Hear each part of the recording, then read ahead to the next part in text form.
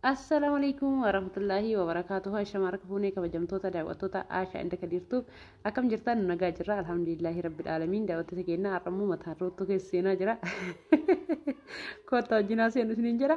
Daawwattoota keenya rootoo moofatti maal guutaa akkanaan hin jenne meeshaa kana bulettiin nafiisadhaaf aliidhaaf gaafa algaa galchee dheesiif immoo meeshaa mana keessaa haala kanaan finnee fi turre rootoo ani bitee geesse osoo hin taane rootoo isiin manaa qabdi waan ta'eef bituun barbaanne meeshaa rootoo manaa qabaachi fidii itti naarattabii gaafa mana kiyya deemtee naan jette turte ganaa galan achi ture waan ta'eef haala kanaan tartiibaan galchaa fi jira jechuudha daawwattoota keenya akkuma argitan kana.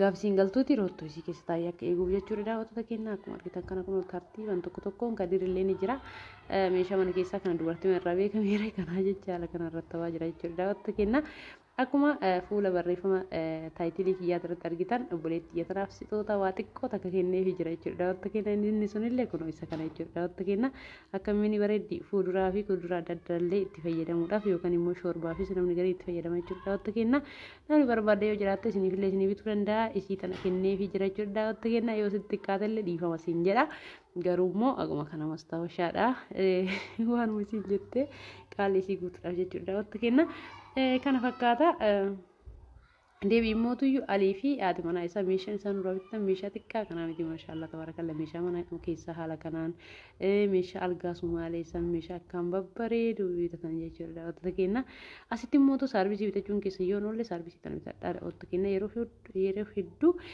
viidiyoo nama tokko tokko keessatti isaanii tana saarbisii tana sadarkaa sadaffaa nama gurguru jira jechuudha daawwattoota keenya saarbisiin tun sadarkaa tokkoffaa isii bareedu tana yoo taane isii hadiida tana yoo taane gizee turteen booda ni luqqaati karaa qiyyaratti jechuudha daawwattoota keenya kanaa jecha eenyu biraa yoo bitattan hatta nufi keessan illee bitattan isii sadarkaa tokkoffatan bitadhaa bacii baasuun keessan hin eeganollee waan oriijinaala bitachuun isin fayyada jechuudha daawwattoota keenya namni online irraa meeshaa irraa bitattan immootu ajaja keessan turteessadha jechuudha daawwattoota keenya isin tuyyuu waan gaarii naa bitee waan kwaaltii naa bitachuu qaba isa kanallee hedduu bareeda namni mana gaarii mana babbareedaa qabdan keessatti yoo itti fayyadamtan hedduu gaariidha saalonii keessatti isiniin jedha daawwattoota keenya kadirillee dura ofuma irratti finaan jedhamu na gargaaru jammaree jira haala kanaan meeshaa irratti irratti kadir maashaallah tabaarakallaa meeshaan inni irratti kaartoon hin ta'e roottoon ta'e takkatti nu sun cabee bakka deemee figaa jechuudha daawwattoota keenya meeshaa kana gizee manaa dhufu kaartoonidhaan dhufe kun akkuma argitan kana waan takka keessaa hin cabne jechuudha meeshaa murteessan biyyaa biyyatti haga fedhe biyya fagoo yoo ta'e seera rattabamee taanaan kaartoonii wanta hin cabu wanta hin cabne addaan baafamee rattabamee taanaan nagayaan mana bakka deemuuf gaa jechuudha daawwattoota keenya murteessan akkaataa tartiiba isaati jechuudha asirratti viidiyoo ispiidii gooneti malee daqiiqaa dheeraa nutti fudhate jechuudha yeroo rattabnu amma garuu daqiiqaa muraasa keessatti akka daddafee rattabamee kanaa miti jechuudha haala kanaan kaartoonii keessa yaafnee jirra kun haala kanaan siinii darzaan sadii qabdi haala kanaan walitti kaartoonii jidduu jira waan ta'eef wal hin cabsitu keessa na'inee jira jechuudha daawwattoota keenya manni isaanii maashaallah tabaarakallaa akkuma argitan kana lafti illee saramikii ta'ee jira kushiinaa gaxxamuu bicha tafe isaallee inshaallah akka gaxxamaniif haa godhan abdii qabna kun akkuma argitan gara roottoon guutee jira fermeellollee hin nafne fermeellollee keessa na'inee jira jechuudha daawwattoota keenya haala kanaan wanti lafatti hafu wanta gurguddaa waan roottoo keessa seenuu hin dandeenye achitti waan biraa haala kanaan rattabna jechuudha keessanuma hundaayyuu gizee biyyaa biyyatti roottoo bitattanii roottoon isin rattabnu haala kanaan keessatti galchinee kamtu kamitti aanuu qaba jennee haala kanaan galchina jechuudha tirii guddaan hin seenuu lamaan walitti aanu seenee jira mana isaanii keessa jira waan ta'eef akka rakkoo hin qabu tirii kana akkanumatti dhiifnee jira jechuudha haala kanaan kun ilaalamee kushiina isaanii keessa maashaallah tabaarakallaa wanni lafatti hafe kun kanuma gaazii oobinii kana jechuudha sallaa uffataa fa'a kun hundi isaan irra kaawwatu diiwlaayitii maashaallah itti saqqee kan dirgisee deemuuf kaanu kana fakkaata meeshaan isaanii xumuree jira asitti immoo akkuma argitan kana biffee tana yeroo hedduu biffee zabanaayii mitamii warri jettan biffee tana osoo bitatan hedduu tola sababni isaallee biffeen tuni bootaallee isin irraan qabdu manallee isin jalaan fokkiftu biffeen guguddaan sun yeroo ammaa kana gizeen irraa deemee jira jechuudha daawwattoota keenya yoo meeshaa keessa naqachuudhaaf kushiinaa keessa keettanii ta'e malee kushiinaa keessa fillee yoo ta'e kichin kaabineetii yoo dandeettanii meetira mana keessanii beeytan kichin kaabineetii girgiddarra laxafamtan osoo hojjetattanii baay'ee gaariidha yoo mootu meetira mana keessanii hin beeyne akkanumatti hojjetan jettanii mootu kichin kaabineetii ofiin dhaabattu san hojjetachuu dandeettan jechuudha saaloonii keessaniif immoo haala kanaan biffee xiqqishuu meeshaa babbareedduu bichaa keessa kaayattan yoo hojjetattan hedduu gaariidha isiniin jedha daawwattoota keenya warroonni firaashiif tiraasii barbaadan immoo jechuudha daawwattoota keenya firaasha ispoonjii san bittanii gaafa muraasan booda isin jalaa tabalaasha'ee gabraa qayyaruurra haala kanaan boondii irraa yoo hojjechiifattan baay'ee gaariidha.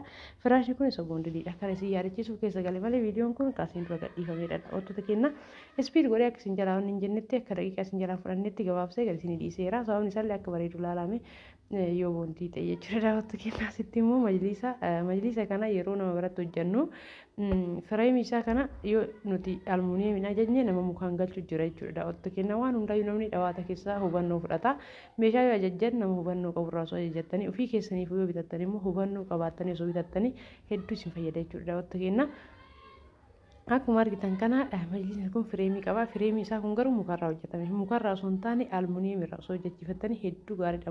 Bareeduma isaaf illee yoo barbaadan warqaammadha. Yoo barbaadan haala kanaan birraammaa gootanillee almuuniyeemii yoo hojjetattan hedduu gaariidha. Isiniin jedha daawwattoota kennaa waan hundaayyuu namni hubannoo qabu yoo namaaf godhe hedduu gaariidha. Isiniin jedha kana jechuun kiyya meeshaa dirqama irraa bitadha isiniin jechuuf osoo hin taane ofii keessaniif yoo bitattan waan bareeda laala bitadha isiniin jechuu barbaadeeti. Akkuma argitan kana tiivistaaniin tunillee hedduu qilxilfita jetteedha.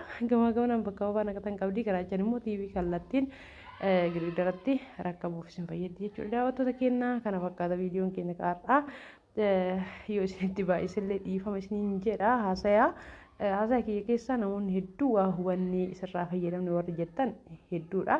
Nam tokko immoo akkanumatti hin jira meeree kan nama hin jaalanne kan guddachuu hojjechuu nama hin jaalanne baay'eetu jira. Isin immootu viidiyoo cuftanii osoo bira tattanii hedduu irratti tola isiniin jedha namoonni komentiin tan nama barreessitan. Nuti abbaan fedhillee komentii fedhillee osoo barreessee abbaan fedhillee osoo waan fedhe jedhe ammaa achi wanti dubbatu nu deebisu takka illee hin jirtu. Garuu sa'aatii keessa maal guddaa waan isin tolle hin laalna isin jechuu barbaadeeti warra isin tolu bicha laala laayik sheer sabskiraayib godha. Isinin jedha akkuma argitan kanasitti illee firaashni kun immoo ispoonjiidha. Laalamee asumatti bakkuma afamettu iyyuu garaagarummaa qaba. Nuti akka ajaja keessaniitiin dhiyeessina. Isin garuu immoo yeroo baay'ee ispoonjii irraa fayyadamtanii hedduu namatti tola. Isinin jedha kana fakkaata viidiyoon keenya.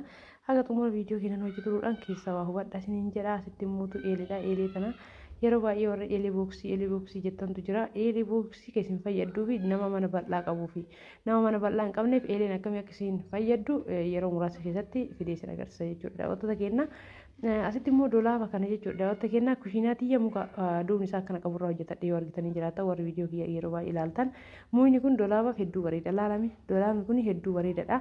MDF osoo hin taane intinidha laamineetidha jechuudha. Mukni kun laamineet irraa hojjetattan hedduu gaariidha. Dolaaba girgiddaati. Dolaabni kun asiin balbala qaba kun namoonni hedduu manni isaa yeroo dhayin ilaallu balballi isaa gaadaa balbala isaa keessan shaaworii jira.